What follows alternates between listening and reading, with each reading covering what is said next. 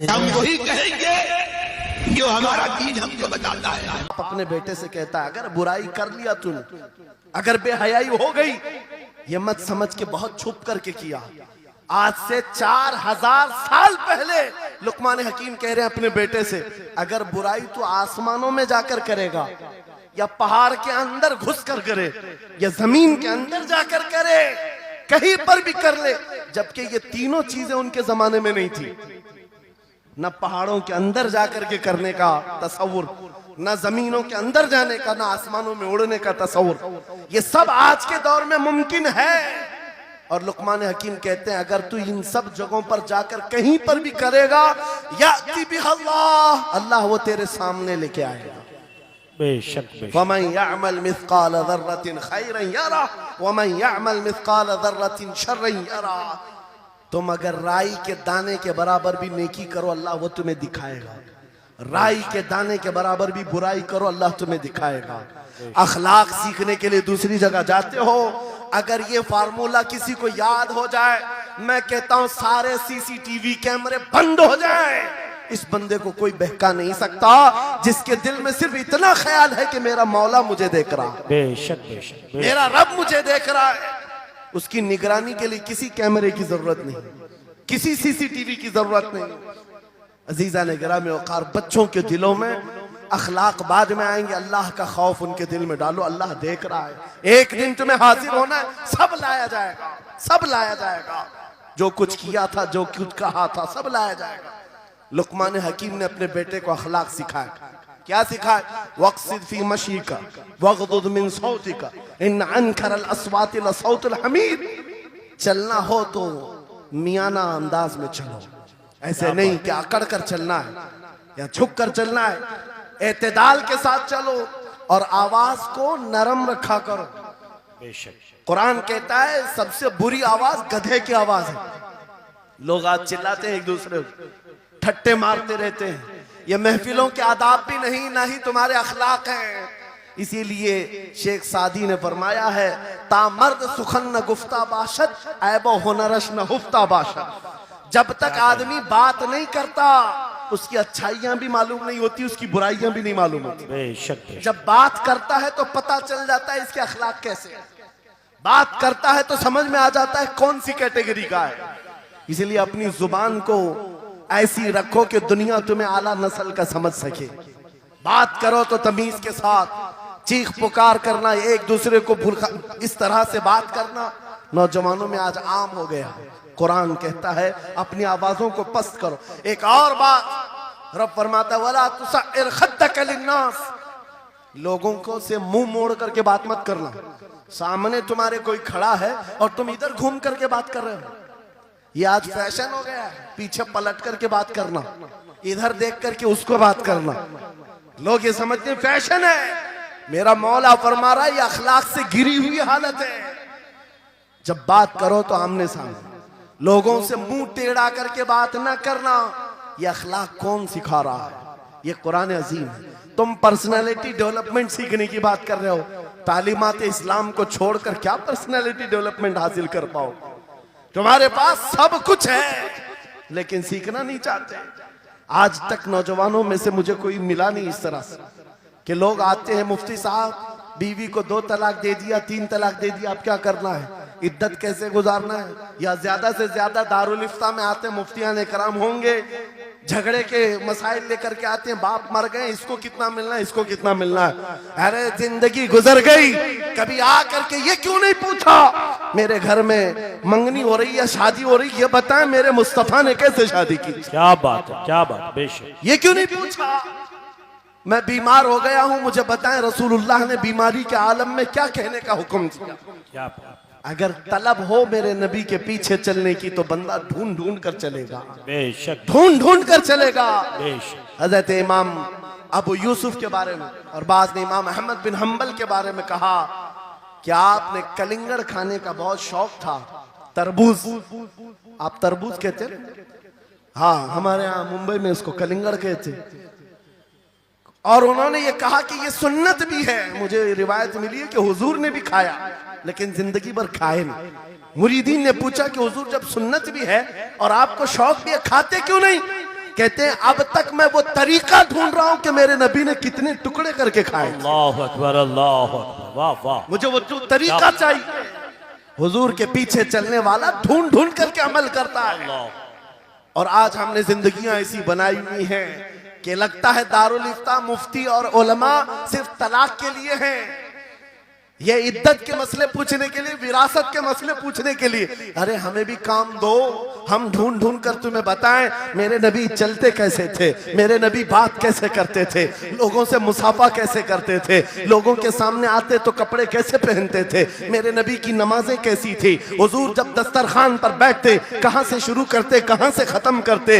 इस काम पर भी तो उलमा को लगाया करते ताकि तुम्हें पता चलता मुझे कहीं और से अखलाक सीखने की जरूरत नहीं, दुनिया के सारे अखलाक मेरे नबी के कदमों में मौजूद है। नारे तकबीर, नारे रिसालत, फैज़ाने खानकाए बरकात, फैज़ाने खानकाए बरकात, शेरे रज़ा, शेरे रज़ा, फैज़ाने शेखुल मशाइख, नारे तकबीर, नारे रिसालत, वाह वाह। दर्स कुरान को अगर हमने न भुलाया होता, ये जमाने ने जमाना न दिखाया होता। इको बंद कर दो, इको।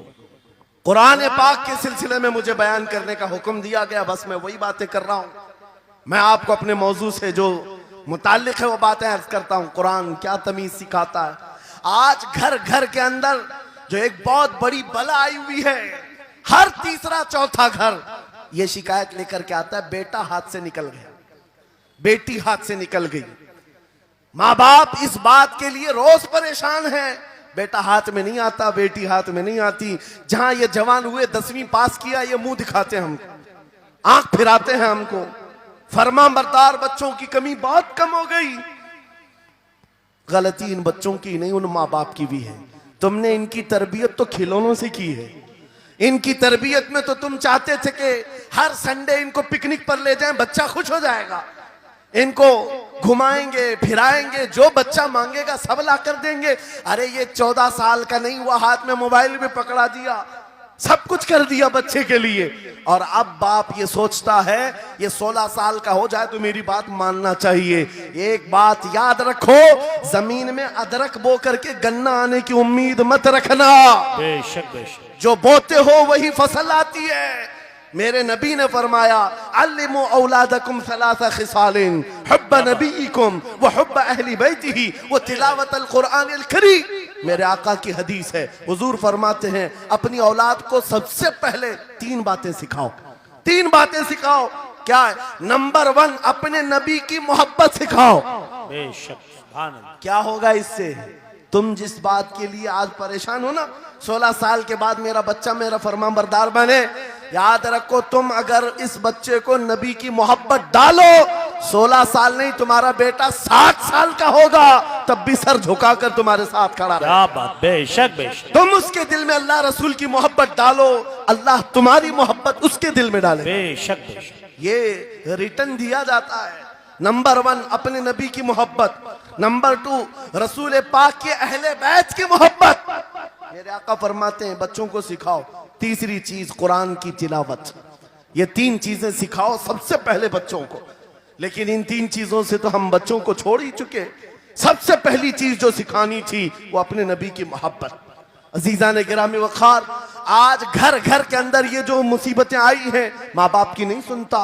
माँ बाप अगर जवान लोग अभी शादी कर रहे हैं तो अभी से तय कर लो, बच्चा होगा, ये ख्वाब नहीं देखेंगे पहले इसको क्या बनाना है। तुम अगर अल्लाह और उसके रसूल की मोहब्बत डालने की ख्वाब लेकर उस बच्चे की तरबियत करो, इंशाल्लाह वो डॉक्टर भी बनेगा, इंजीनियर भी बनेगा, प्रोफेसर भी बनेगा, लेकिन साथ में आशिक रसूल भी बनेगा। सुभान अल्लाह, सुभान। और जहां ये दौलत लेकर के खड़ा होगा, इश्क़ रसूल की दौलत लेकर खड़ा होगा, और प्रोफेसर भी हो जाए, डॉक्टर भी हो जाए, कुछ भी हो जाए। देखो मशाइख मारहरा जिनके वालिदैन ने उनकी तरबियत की, उनको दुनियावी उलूम का माहिर तो बनाया है, लेकिन आज तक आपने देखा कॉलेज में पढ़ाने वाला प्रोफेसर लाखों मुरीदीन की दस्तगिरी भी कर रहा हो और उनकी शरीयत और तरीकत को बयान भी करता है। बेशक। नारे तकबीर, नारे रिसालत, फैज़ाने हसनुल उलमा, फैज़ाने आसिम अल उलमा। तालीम नारे इस्लाम तकबीर। कॉन्फ्रेंस के लिए, वाह वाह वाह। तालीमात इस्लाम के लिए ये घराना आइडियल है।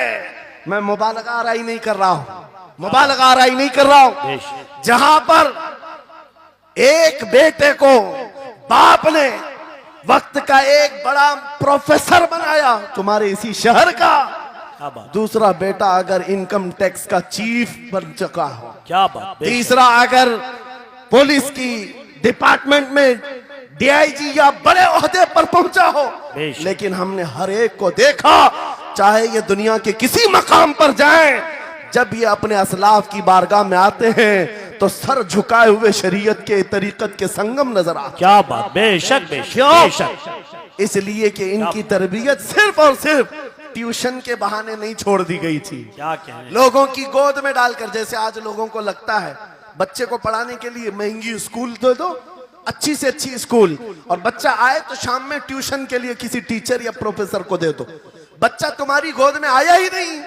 संडे संडे तो बाप से बच्चे की मुलाकात होती है, और वो भी पिकनिक के नाम पे होती है। क्या कहने। ये हालात जब बच्चों के साथ तरबियत के होंगे तो ये बच्चे जिनसे तरबियत हासिल किए हैं उनके नक्शे कदम पर चलेंगे। लेकिन तुम अगर शरीयत का ट्रांसफर चाहते हो, स्कूल भी पढ़ाओ, ट्यूशन भी पढ़ाओ, लेकिन इश्क़ रसूल की दौलत अपने सीने से इनके सीने में डालो। बिल्कुल बेशक बेशक। अजीज़ान गिरामी, मेरा मौला फरमाता है वक़ज़ा रब्बुका अल्ला तअबुदू इल्ला इय्याहु व बिल वालिदैनि इहसाना। माँ बाप के साथ भलाई का हुक्म मेरा मौला फरमाता है। रब ने तुम्हारे फैसला किया है अल्लाह के सिवा किसी की इबादत ना करो, वालिदैन के साथ अच्छा सलूक करो। और कैसा सलूक? वला तकुल्लहुमा उफ़्फ़िन वला तनहरहुमा, उनको उफ तक ना कहो, उनको झिड़क कर बात ना करो। नौजवानों याद रखो, जिस दिन तुमने अपनी माँ या अपने बाप को उल्टा जवाब देना शुरू किया, उस दिन से तुम पर रिज्क के दरवाजे बंद हो जाते हैं, बरकत के दरवाजे बंद हो जाते हैं। और ये तो बड़ी बात है, हजरत मौलाना रोम फरमाते हैं, माँ या बाप बच्चे को बात करने में जिस दिन डरने लग जाए, पता नहीं मेरा बेटा क्या समझेगा बोलूं, जिस दिन वो तुमसे बात करने में डरने लग जाए, समझ लो दुनिया का सबसे बुरा दिन तुम्हारा शुरू हो चुका है, शुरू हो चुका है। होना तो ये चाहिए कि तुम्हारी जवानी नहीं, तुम्हारी उम्र बीतने को आ गई, अगर माँ बाप को अल्लाह ने सलामत रखा, चाहे वो बूढ़े बिस्तर मर्ज पर हो, उस वक्त भी अदब के बाजू फैलाए हुए हो, अदब के बाजू। आपको पता है सहाबा इकराम बैठे, मेरे आका सल्लल्लाहु अलैहि वसल्लम, एक खातून आई, रसूल खड़े हो गए, अपनी चादर बिछाया, उस खातून को बिठाया। सहाबा कहते हैं हमने एक खातून को, आई हुई खातून को इतना अदब करते हुए रसूलुल्लाह को पहली बार देख रहे थे। वो खातून आई, बैठी, मुस्कुराई, बातें की और चली गई। सहाबा ने पूछा या रसूलल्लाह, इस खातून का अदब क्या है? मेरे आका फरमाते हैं ये मेरी दाई, मेरी दूध पिलाने वाली माँ हलीमा सादिया। क्या बात, वाह वाह। पैदा हुए नहीं, दूध पिलाई हुई माँ का यह अदब मेरे नबी ने सिखाया। ये अखलाक कुरान के हैं मेरे अजीजों, कुरान के हैं। याद रखो नौजवानों, इन बूढ़े माँ बाप को आज जितने लोगों ने तरसाया है और उन्हें घुट घुट कर जीने पर मजबूर किया है, वो आज की रात तौबा करके जाएं, तौबा करके जाएं, मुसाफा करें, उनके हाथ चूमें। ये तुमसे क्या तमन्ना रखते हैं? बस इतनी कि तुम अपने पैरों पे खड़े हो जाओ, ढंग का कमाना सीख जाओ। नौजवान को इनका डांटना बुरा लगने लगता है, माँ बार बार चिल्लाती है, बाप बार बार डांटता है, घर छोड़कर भाग गया, फिर उसके बाद याद रखो अल्लाह ताला ऐसे जूतों पर तुम्हें डाल देता है जो तुम्हारी हैसियत के भी नहीं होते, कमतर लोग तुम्हें हाँकते रहते हैं। इससे बेहतर है हमें पैदा की हुई माँ, हमें दूध पिलाई हुई माँ अगर डांटती है, कोसती है, मारती है, ये नेमत है। एक नौजवान के बारे में मैं अक्सर कहा करता, हमारे साउथ का था, बड़ा बिगड़ा हुआ, माँ मेरे पास आई थी, कह रही थी इसको समझा ले, मैं बेवा हूं, मैं बेवा हूं, इसका बाप बचपन में मर गया, ये बच्चा 2 साल का था, मेरा शोहर मर गया, मैं घरों की पतेलियां मांझ मांझ करके इस बच्चे को बड़ा की हूं, लेकिन आज ये औबाश बन गया है। बदमाशों की दोस्ती।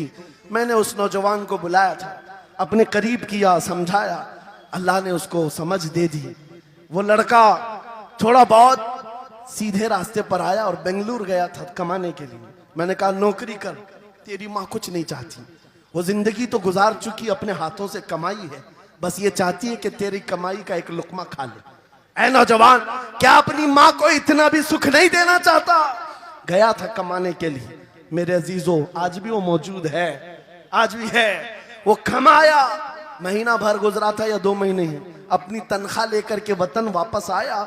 अपने घर के पास जिस दिन वो पहुंचा था, घर के बाहर बहुत भीड़ जमी थी। लोगों से पूछा उसने तो पता चला उसकी माँ आज ही सुबह इंतकाल की। अल्लाह अकबर। वो पैसों की गड्डी ला करके जो कमाया था 1 महीने 2 महीने की तनख्वाह माँ के कदमों में रख दिया। बहुत रोया। ये बात मैं तकरीरों में इसलिए कहता हूँ, उसने कई बार कहा मुफ्ती साहब नौजवानों को सिर्फ इतनी बात कहें, मैं इस अजाब में रोज मरता हूँ। मेरी माँ जिंदगी भर लोगों के जूठे मांझ करके मुझे खिलाती रही और मैं एक लुकमा मेरी माँ को खिला न सका। जिस दिन मैं लाया था पैसे, ये तो दुनिया से चल पड़ी। मुझे आज रोज इस बात का गम सताता है। आप नौजवानों से खिताब करते हैं, कम से कम इनसे कह दें कि तुम्हारे माँ बाप जिंदा हैं, होश में आ जाओ, अपने हाथों से उनको खिला तो सको, उनके हाथ पकड़कर चला तो सको। इसलिए कि दुनिया की अजीम नियामत है, जिसका बाप जिंदा है, जिसकी माँ जिंदा है, उसके हक में वो दुआ कर लें। मेरे आका फरमाते हैं नबियों की दुआ उम्मत के बराबर जो होती है, वो बाप की दुआ बेटे के बराबर होती है। आज मैं गुफ्तगू समेटता हूं, खत्म कर देता हूं, इसलिए कि अखलाक इस्लाम बहुत वसी मौजू है, बहुत वसी मौजू है। लेकिन आपके लिए सिर्फ इतनी बात काफी है कि कुरान को छोड़ करके अगर दूसरी जगह सीखने जाओगे तो मारे मारे फिरोगे। आज वापस आ जाओ उसी कुरान पर जिसको मेरे आका ने हमारे उरूज का जरिया बनाया है, हमारी तरक्की का रास्ता बनाया है। जानते हो, जब दुनिया के पास पार्लियामेंट नहीं थी, चलाने के लिए उसूल नहीं थे, पूरी दुनिया को कुरान ने उसूल बताए हैं, कानून बताए हैं। इस एक कुरान से फिक़ह हनफी मिला, फिक़ह शाफ़ई मिला, फिक़ह हम्बली मिला, फिक़ह मालिकी मिला। ये तो 4 मैंने नमूने बताए, 1 2 नहीं 18 फिक़ह की तदवीना पूरी दुनिया में मौजूद है। इस कुरान पर लिखी जाने वाली तफसीरों की तादाद पूरी दुनिया की किताबों से सबसे ज्यादा है। 700 तफसीरों के नाम मेरे पास मौजूद है। हर तरह से अलग अलग तफसीर की गई है। दुनिया की मुख्तलिफ जुबानों में इसके तर्जुमे किए गए। वो एक कुरान ऐसा है जो आज भी बबांगे दुहल पूरी दुनिया को चैलेंज कर रहा है। अगर तुम अल्लाह की बात को झूठा मानते हो, कुरान की तरह एक आयत ला करके बता दो, एक सूरत ला करके बना दो। आज दुनिया तरक्की बहुत कर चुकी होगी, टेक्नोलॉजी पर ये पाबंदे सलासिल कर चुकी और चांद पर कमंदे डाल चुकी, सूरज की शुआओं को कैद करके करंट बना दिया हो, सयाल मादे से दुनिया ने केमिकल बना दिया, सब बना दिया। लेकिन एक बात तय है, पूरे इंसान मिल जाएं, पूरे जिन्नात मिल जाएं, मेरा मौला फरमाता फिर भी वो कुरान के मिसल नहीं ला सकते। बेशक बेशक, वाह, कुरान के मिसल नहीं ला सकते। ये मौजज़ा तुम्हारे पास है, ये मौजज़ा तुम्हारे पास है।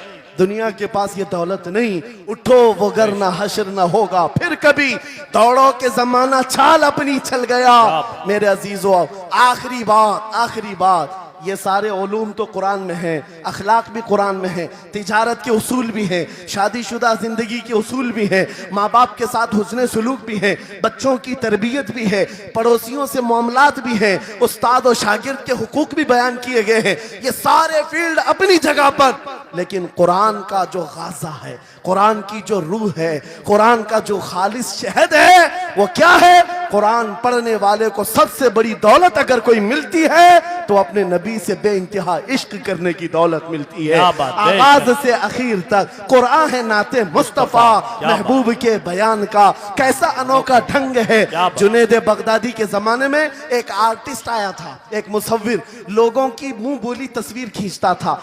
अगर कोई आता अपनी महबूबा के बारे में कहता, उसकी आंखें ऐसी, उसकी नाक ऐसी, उसकी भवें ऐसी, उसकी पेशानियां ऐसी, वो उसी तरह से तस्वीर निकालता था। आर्टिस्ट था और लोगों की कतारें लगी थी अपने अपने महबूबाओं की तस्वीरें निकालने के लिए। इसलिए कि आपकी तरह मोबाइल उस जमाने में नहीं थे जो हर घड़ी खींच लिया करें। वो जुनैद बगदादी का दौर, आर्टिस्ट तस्वीर निकालता था। जब ये बात पता चली, हजरत जुनैद बगदादी भी उस मुसव्विर के घर चले गए, लाइन में खड़े हो गए। जब आपका नंबर आया तो उस मुसव्विर ने पूछा, मौलाना आपका क्या काम है? वक्त के सैयद ताइफा का मैंने सुना है तू लोगों के महबूबाओं की तस्वीरें खूबहू खींच कर देता है, मैं चाहता हूं मेरे भी महबूब की तस्वीर खींचो। वाह वाह। तो उसने कहा बताओ, कलम लिया बैठा, बताइए आपके महबूब का हुलिया क्या है। जुनैद बगदादी कहने लगे मेरा महबूब कायनात का सबसे हसीन चेहरा रखने वाला, जिसकी भवें ऐसी थी, जिसके गाल ऐसे थे, जिसकी पेशानी ऐसी थी, जिसके हाथ ऐसे, जिसके पैर ऐसे। उस मुसव्विर ने पूछा बताओ नाम क्या है। जुनैद बगदादी ने कहा मुहम्मदुर रसूलुल्लाह। उस मुसव्विर ने कहा रुको जरा, ये तस्वीर तो ऑलरेडी मेरे पास बनी बनाई रखी है। जुनैद बगदादी ने कहा ये कैसे, लोगों की ऑर्डर पर तू तस्वीर बनाता है, मेरे महबूब की तस्वीर पहले से कैसे रखी है। उस मुसव्विर ने कहा बात दरअसल ये है, आप जिससे मोहब्बत करते हैं मैं भी उससे मोहब्बत करता हूं, हम दोनों का महबूब एक है, इसलिए तस्वीर पहले से बनी रखी है। जुनैद बगदादी ने कहा अच्छा लाओ तो जरा हमारे महबूब की तस्वीर देख तो ले। वो मुसव्विर अंदर गया और कुरान पाक ला करके जुनैद बगदादी के सामने रखा और कहा है जुनैद क्या ये मेरे नबी की तस्वीर नहीं है? आंखें देखना हो तो पढ़ो, मा ज़ागल बसर हुआ मा तगा, चेहरा देखना हो तो पढ़ो वद्दुहा वल्लैलि इज़ा सजा, हाथ देखना हो तो पढ़ो वमा रमैत इज़ रमैत वलाकिन्नल्लाह रमा, अगर कदम देखना हो तो पढ़ो ला उक़सिमु बिहादल बलद व अंत हिल्लुम बिहादल बलद, अगर सीना देखना हो तो पढ़ो अलम नशरह लका सदरक व वदअना अन्का विज़रक, अगर इस नबी की गुफ्तार देखना हो पढ़ो वमा यंतिकु अनिल हवा इन हुवा इल्ला वहयु यूहा, इस महबूब की अताएं देखना हो तो पढ़ो इन्ना आतैना कल कौसर।